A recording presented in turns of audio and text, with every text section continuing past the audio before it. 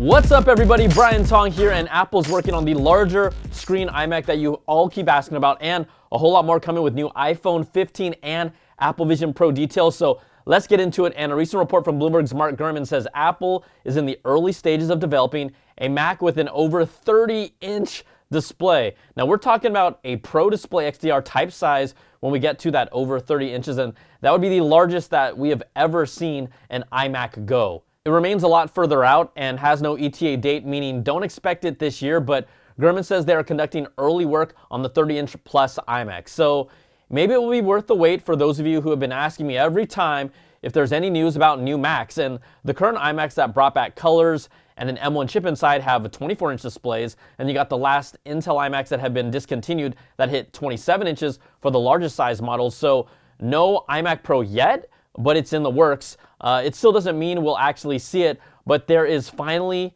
a new hope. Help me, Obi-Wan Kenobi. You're my only hope. But Gurman says a new second-generation Apple Watch Ultra will be released with two new Apple Watch Series 9 models. Those will be the two different sizes, along with the expected iPhone 15 lineup. Now, the new M3 chip will start rolling out to the Mac lineup either later this year or into early 2024. Gurman says that includes refreshes with the 14 and 16-inch MacBook Pros with the M3 Pro and M3 Max chips.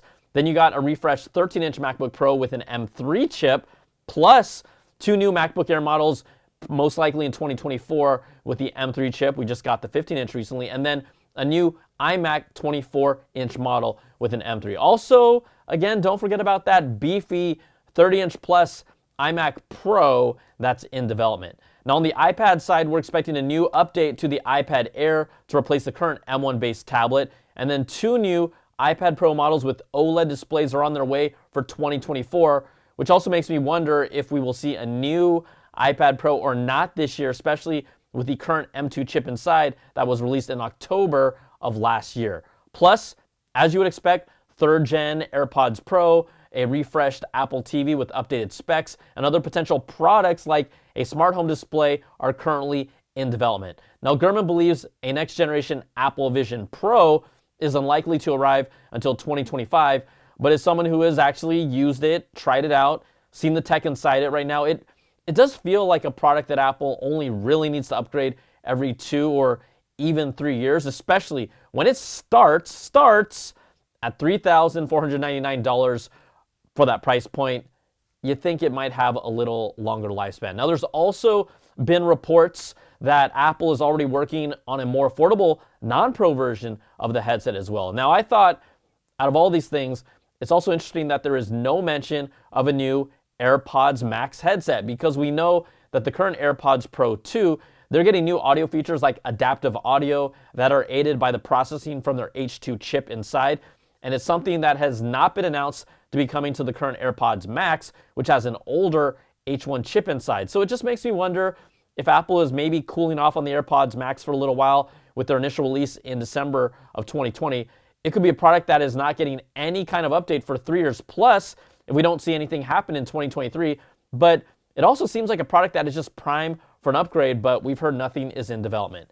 Now, if you still think there is any juice left to squeeze out of the iPhone 15 rumors that feel like they're down to the last drop well before its September announcement, images posted on Chinese blogging site Weibo show off the slight difference in placement and change in buttons from the iPhone 14 Pro to the 15 Pro, with the button placement on the 15 Pro, which is on this right side, just slightly lower than the 14 Pro, or it only looks that way because the person has the 15 Pro case aligned slightly lower than the 14 Pro case.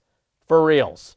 Now, the biggest difference, the reported change of the new mute button that's no longer a mute switch that you would basically slide across.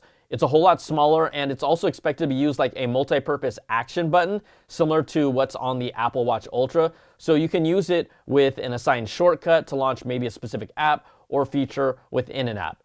And finally, this case design does have a larger cutout on the bottom to accommodate the new USB-C connector port on the bottom of the 15 Pro compared to the Lightning port on previous iPhone models. Now, the iPhone 15 Pro is rumored to get a new titanium chassis for that frame around the edges with slightly curved edges overall. You got slightly slimmer bezels, with a larger camera lens, a thicker camera array, with a new mute action button we talked about, and a USB-C port at the bottom, with a new A17 Bionic chip based on the new 3nm process that is expected to bring better performance and better battery life.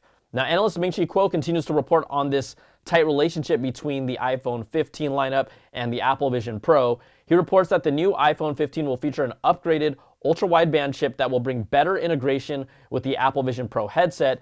That's the U1 chip, which is responsible for allowing the iPhone to accurately locate other devices that have a U1 chip as well, and then bring them spatial awareness in relationship to each other. That helps in better AirDrop functionality or location tracking to AirTags and other Apple devices. But being deeply integrated into the Apple ecosystem, this is going to be one of the key success factors for the Vision Pro, whether it's airdropping content to it or being able to potentially use iPhones in the future with, let's say, stereoscopic cameras to take 3D photos and videos that can then be viewed on the Vision Pro, so you don't have to slap that headset on every time you want to do that. Kuo also reports that looking even further down the road, the iPhone 16 will bring Wi-Fi 7 support. This is the next generation of Wi-Fi that could provide speeds at least up to 30 gigabits per second and even 40 gigabits per second, according to the Wi-Fi Alliance. That's just more bandwidth for bigger files, faster transfers between devices at high fidelity. Now, Apple still hasn't revealed many of the Vision Pro details. Its Wi-Fi chipset was one of those things that hasn't been officially announced yet either. Now, we also saw the Vision Pro software development kit. It has been made available for developers now for a little bit over a week, I believe, but showing screen grabs and details right now violates the developer agreements until it becomes a public beta, which it most likely won't anytime soon. So we've still learned a few new things from it. People can test it out running Xcode 15 beta, and then the Vision OS 1.0 simulator.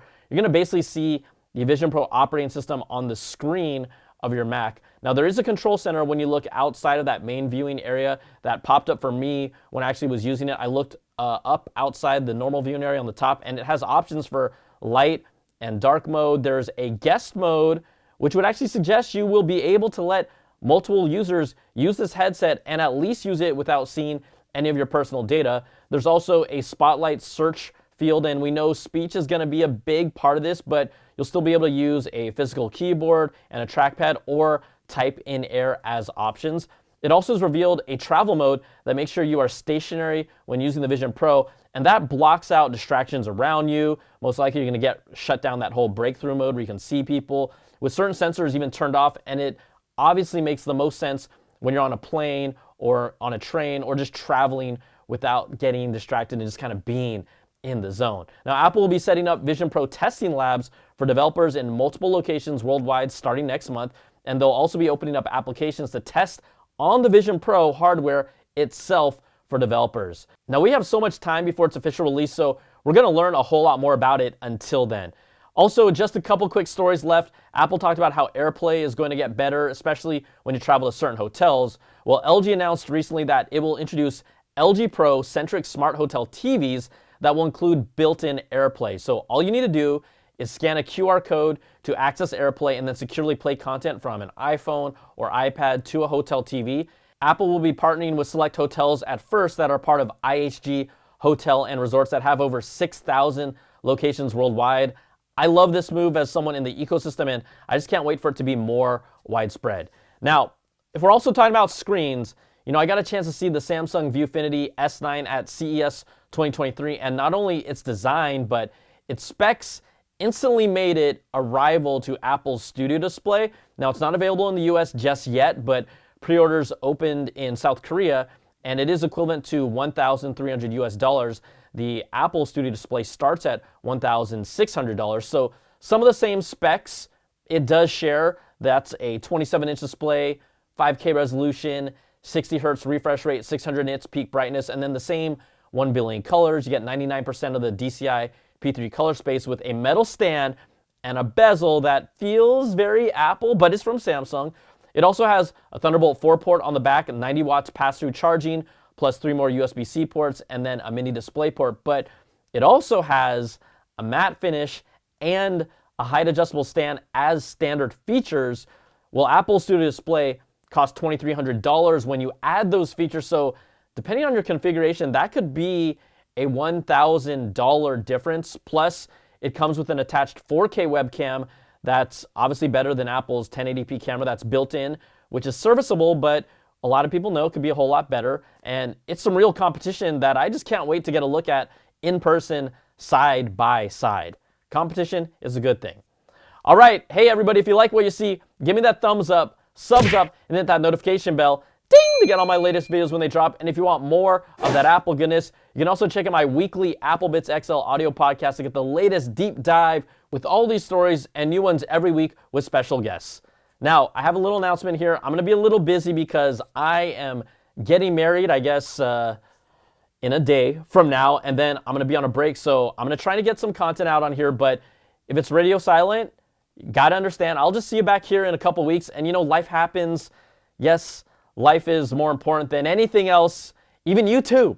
I know it's crazy, right? So thank you so much for all of you for supporting this channel for, over 5 years now and allowing me to do this. I'm so grateful for it. So take care, and I'll see you all in the next one. And you see this ring? Well, there's going to be another ring here. Oh, yeah. All right. Peace and love.